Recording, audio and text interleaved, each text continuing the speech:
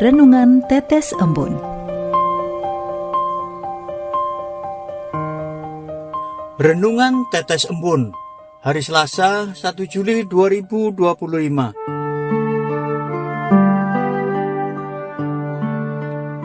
Move on, yuk. Kutipan dari kitab Kejadian bab 19 ayat 26. Tetapi istri Lot yang berjalan mengikutinya menoleh ke belakang lalu menjadi tiang garam. Sobat Katolikana, ketika saya sedang melakukan penyuluhan hukum di suatu lembaga pemasyarakatan, saya bertemu klien yang sudah sejak tahun 2002 tidak berkomunikasi dengannya. Dia sedang menjalani pidana penjara 8 tahun karena tersandung masalah narkotika. Mantan klien saya ini memang sejak dulu menjalankan bisnis yang legal maupun ilegal. Hidupnya hanya untuk menjalankan usaha, mendapatkan untung alias cuan, dan mengoleksi mobil mewah. Melalui pertemuan singkat tersebut, dia bercerita sampai di satu titik dia jatuh, lalu terlibat transaksi narkoba. Hidupnya pun hancur dan semua asetnya disita karena dinyatakan dalam putusan aset itu dibeli dari uang hasil pencucian uang dalam penjualan narkoba. Ketika saya berkesempatan melakukan pelayanan, saya kembali ketemu klien saya. Dia berkisah, dirinya sudah melupakan masa lalu yang kelam. Dia lebih rajin ke kapel, berdoa dan membaca kitab suci setiap hari. Dia tidak mau lagi menoleh ke masa lalu. Sobat Katolikana, dalam bacaan kitab Kejadian hari ini, hati istri Lot masih mencintai harta duniawi dan menganggap sepele peringatan Tuhan. Sehingga hidup istri Lot ini berakhir dengan sangat tragis. Peristiwa Sodom dan Gomora mengingatkan istri Lot ini berubah menjadi tiang garam hanya karena menoleh ke belakang. Sebenarnya kesalahan yang dilakukannya bukan hanya karena menoleh ke belakang, akan tetapi karena ia tidak bisa move on dari kotanya. Ia berpaling karena hatinya masih ada di Sodom. Menoleh ke belakang bisa berarti mencerminkan kerinduan, tidak mau melepaskan masa lalu yang penuh dengan dosa. Seperti istri Lot, meski tubuhnya sudah keluar dari Sodom, tetapi hati dan pikirannya masih berada di Sodom.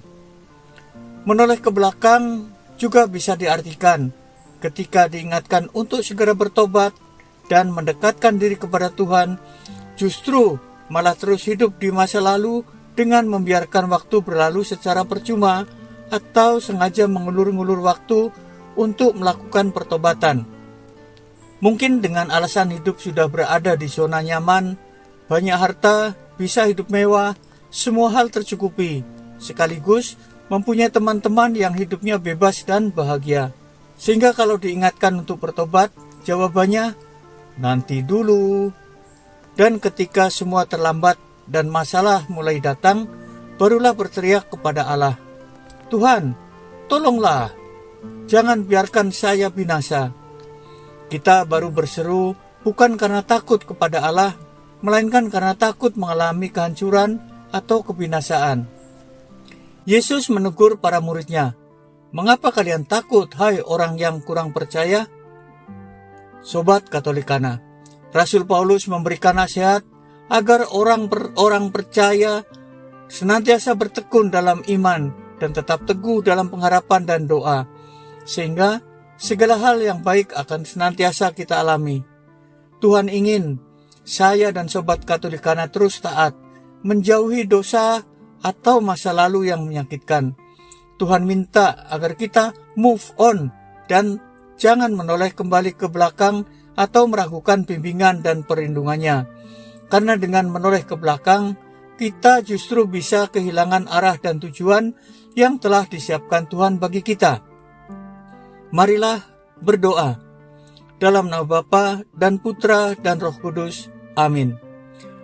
Allah Bapa yang Maha Kasih, kami mengucap syukur karena begitu besar kasih dan pengampunan yang telah Engkau berikan.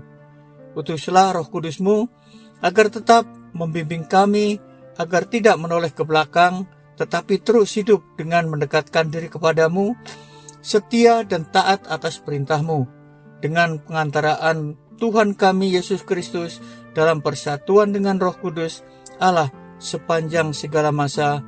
Amin. Dalam nama Bapa dan Putra dan Roh Kudus. Amin.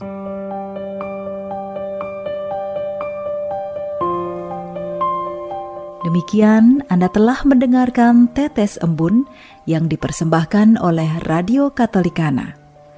Renungan Tetes Embun bisa Anda simak di Radio Katolikana, media sosial Radio Katolikana, dan YouTube Katolikana.